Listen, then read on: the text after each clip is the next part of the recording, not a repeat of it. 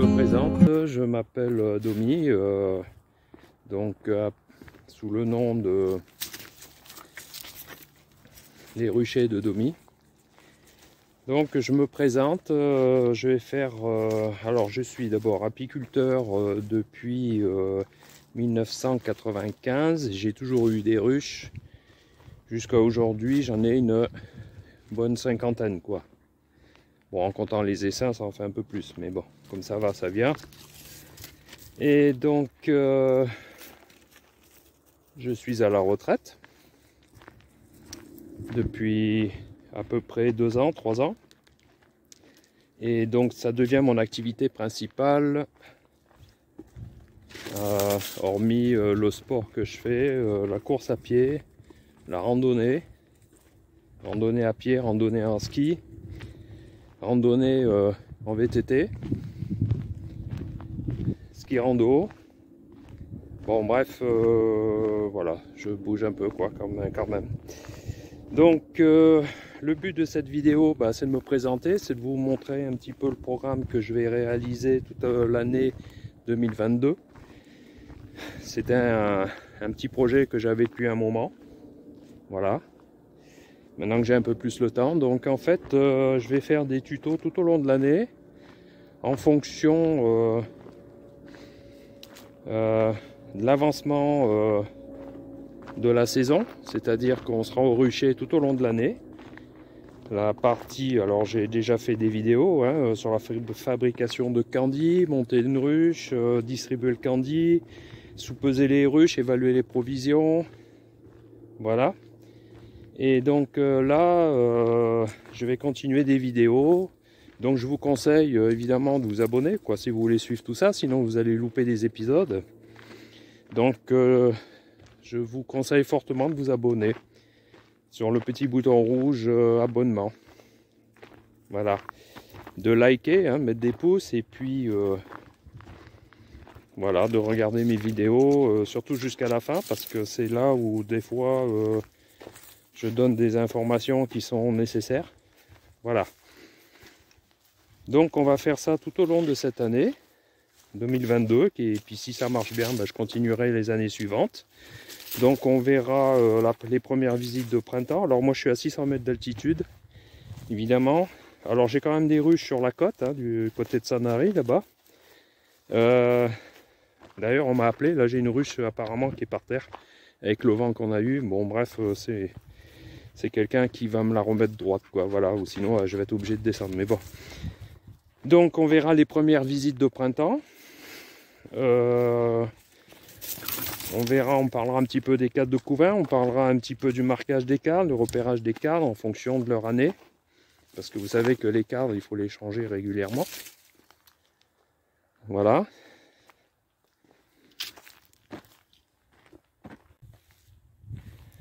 Donc ces cadres, on va voir comment les changer, comment les mettre en périphérie du couvain.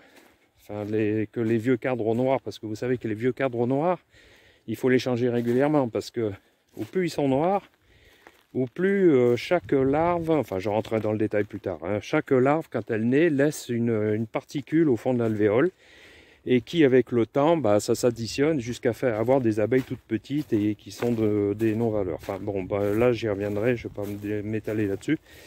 Voilà, c'est pour ça qu'on change les cadres noirs pour remplacer par des cires gaufrées. Voilà, donc on va voir ça tout au long de l'année. C'est pour ça que je présente un petit peu mon programme. Après on verra comment faire des essaims. Plusieurs méthodes de création de dessins. Enfin moi je vous montrerai surtout la mienne. On parlera de la pose des os, on parlera du comptage de varrois, c'est chose qui est l'élément clé de réussite en apiculture. Voilà, on parlera de récolte. Alors moi je pratique la récolte aux chasse-abeilles, mais bon je vous en dirai quelque chose au fur et à mesure. Jusqu'à l'extraction, on verra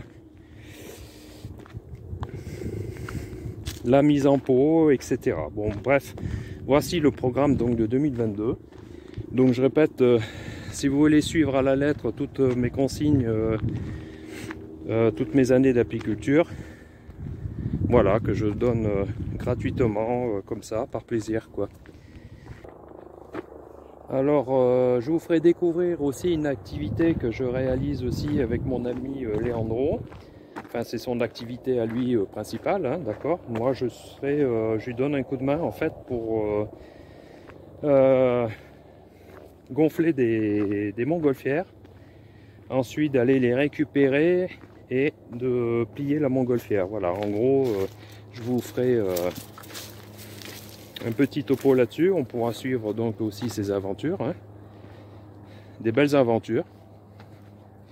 Donc voilà, et puis bon, ben, je ferai aussi quelques bivouacs, hein. Ça c'est un petit peu mon truc aussi, c'est ce qu'on appelle le bushcraft, hein. Réaliser des petits outils en forêt ou etc. et puis dormir dehors à la belle étoile.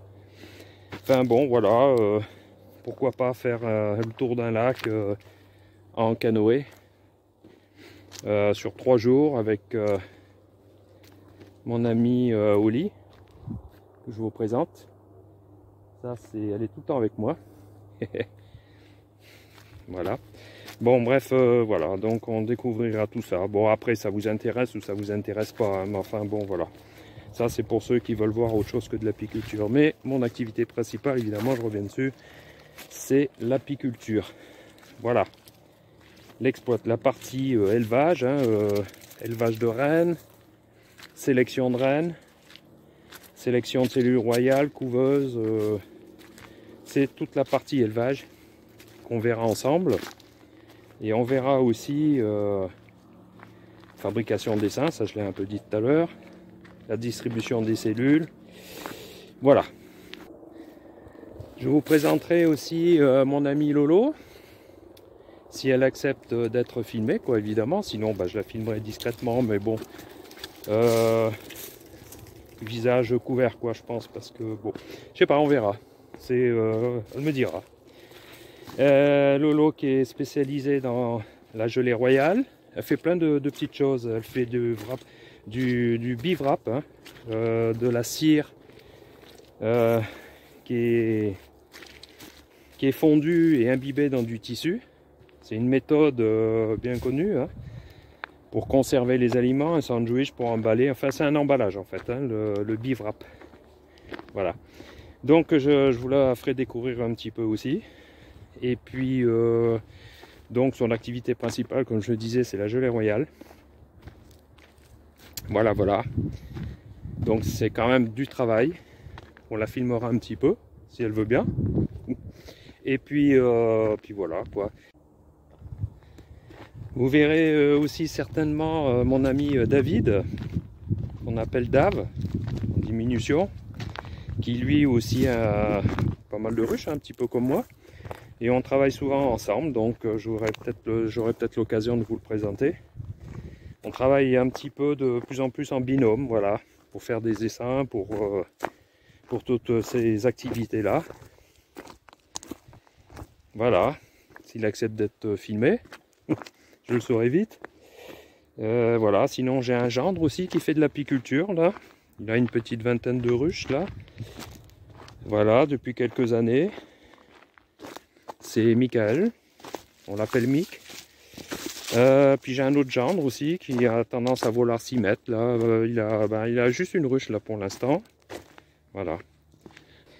Voilà, donc on va voir tout ça en détail tout au long de l'année, hein, au détail par détail, comment faire l'élevage, etc.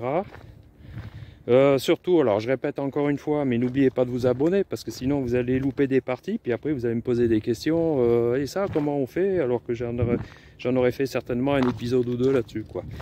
Mais bon, on est tous pareils, moi le premier. Je répondrai quand même à vos questions et je reviendrai dessus si je vois qu'il y a un petit peu des manques, hein. Ça, c'est fort possible d'ailleurs. Voilà. Donc on verra aussi de la transhumance. Faut que je fasse gaffe de ne pas me casser la figure là, parce qu'en fait je suis en train de marcher. Voilà, je suis en train de faire une rando. Petite rando aujourd'hui. Donc on verra la transhumance sur la lavande.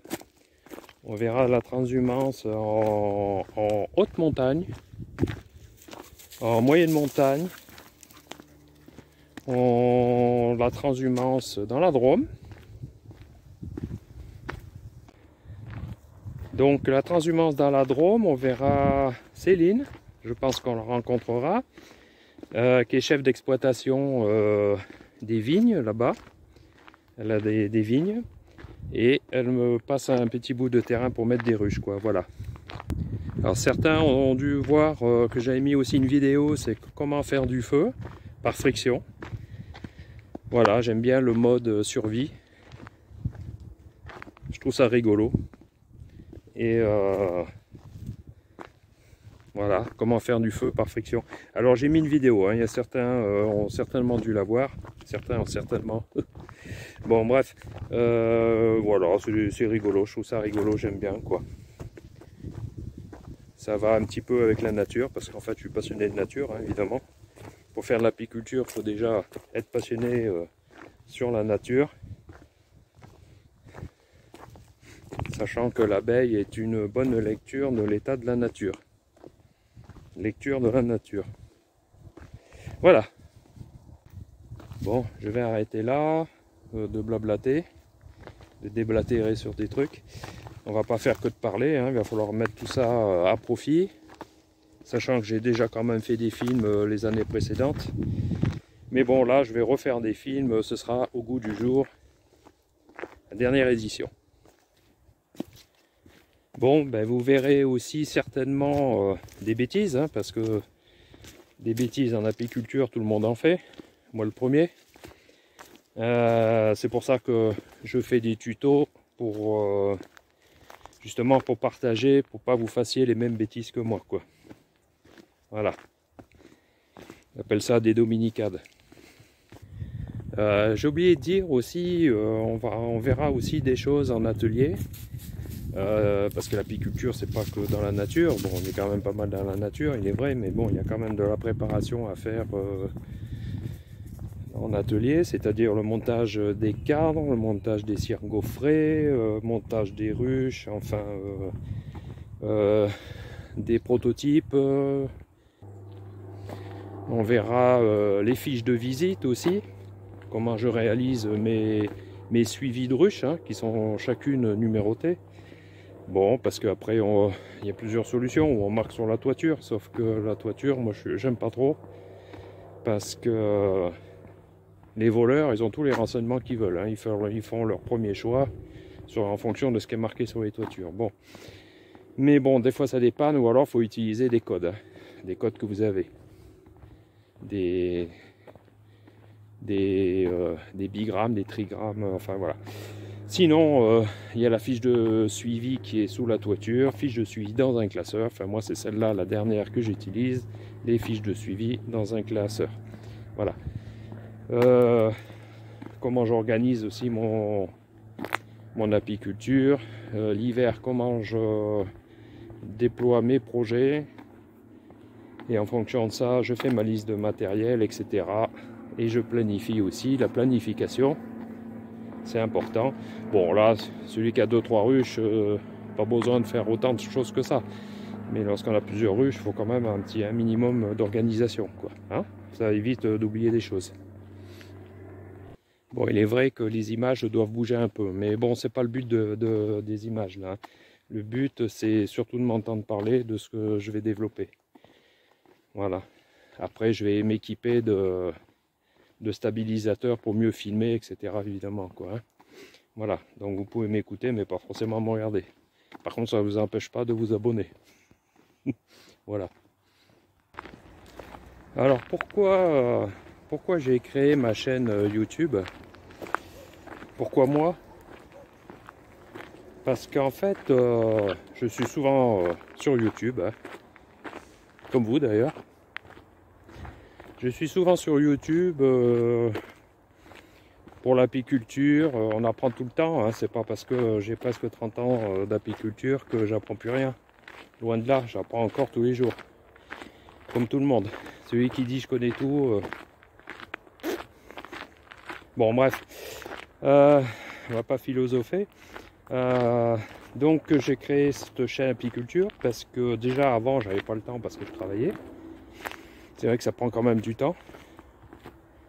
Et puis maintenant que j'ai un peu plus le temps, le fait d'aller sur YouTube, je me suis dit tiens, pourquoi pas aussi de créer quelque chose, et aussi pourquoi pas partager avec tout le monde mon expérience, et de partager aussi avec les expériences des autres, quoi, parce que c'est comme ça qu'on apprend, hein.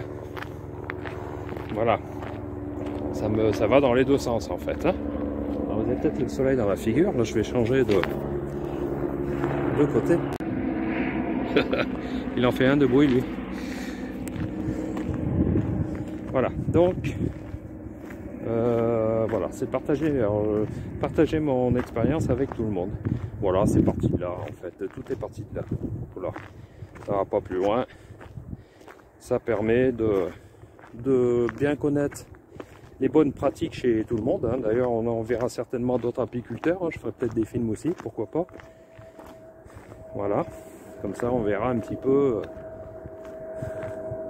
qu'est-ce qu'on peut apprendre, qu'est-ce que je peux leur apprendre, enfin voilà. Voilà pourquoi j'ai créé ma chaîne YouTube.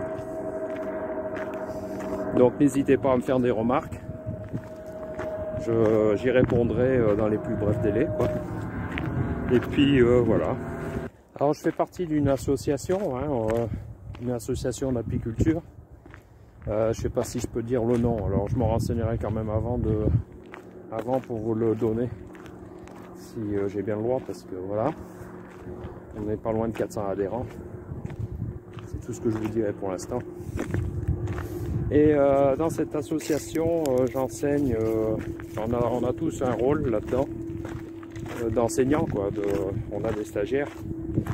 Moi, ma partie, c'est le côté sanitaire des ruches, les maladies, tout ça. Ça, je pourrais vous faire un truc sur les maladies, tiens d'ailleurs, sur toutes les maladies et tout. Comment entretenir une ruche pour éviter les maladies, comment désinfecter, comment se désinfecter, enfin bref. Voilà, bon, il n'y a pas que des maladies dans les ruches, heureusement. Et j'enseigne aussi l'élevage de rennes. Voilà, c'est un peu ma particularité, c'est de fabriquer des rennes, moi. Et des essaims et des nucléis. Voilà. De toute façon, on verra ça tout au long de l'année, hein. J'en ai parlé tout à l'heure. Alors, pour revenir à Lolo, une amie donc, qui fait la gelée royale, qui fait le bivrap que j'ai dit tout à l'heure, elle fait plein d'autres choses. Elle a plein d'idées en fait. Bon, je ne vais pas tout parler de tout, hein. D'abord il faut son accord, hein. Je ne vais pas dire n'importe quoi, hein. Mais elle fait confectionner aussi des petits pots en terre, recouverts, donc remplis de miel, hein, parce qu'elle vend du miel aussi évidemment. Et elle recouvre ces petits pots avec une toile cirée, hein, l'origine, hein, toile cirée, toile avec de la cire, le bivrap. Voilà, donc ça fait des petits pots qui sont jolis, elle fait du miel crémeux. Je fais du miel crémeux moi aussi. Bon voilà, donc sous son accord, ben, on verra peut-être son exploitation. Et bon, ça vous en dira beaucoup plus que ce que je connais moi. Donc tout au long de l'année, vous allez apprendre à faire évidemment du miel, hein, parce que le but c'est quand même de faire du miel, il faut quand même pas l'oublier, hein. C'est bien beau de faire ci, de faire ça et tout, mais il faut quand même pas oublier de faire du miel aussi, quoi. Du miel, du pollen, de la gelée royale, hein, comme j'ai dit tout à l'heure. Voilà, et vous allez apprendre aussi même à faire du miel avec des essaims. Alors ma chaîne YouTube est faite pour tout le monde, hein. Je fais pas de différence aux débutants, aux confirmés, ça va pour tout le monde, parce que ça va du débutant jusqu'à aux confirmés, quoi, hein, qui font l'élevage de rennes, etc. Mais j'oublie pas les débutants. J'ai l'habitude aussi de former donc des jeunes et des moins jeunes, des bien moins jeunes. en apiculture qui n'ont pas encore leur première ruche, hein, qui n'ont pas encore leur ruche. Donc voilà ma présentation. Alors j'ai forcément oublié des choses, hein, ça c'est évident. C'est pas une liste exhaustive, hein, que j'ai mis.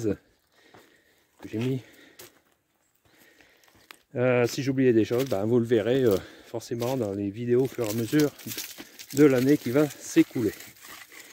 Voilà, donc ce sera la surprise. Je vous ferai quelques surprises dans l'année aussi. Voilà, donc si vous voulez découvrir toutes ces techniques diverses et variées, et ben n'oubliez pas un petit pouce bleu, enfin un petit pouce, pourquoi bleu je sais pas, et surtout de vous abonner, de cliquer en haut de toutes mes vidéos, s'abonner, c'est écrit en rouge, vous pouvez pas le louper. Voilà, étonnant non? Allez, au revoir, à bientôt, à très bientôt d'ailleurs.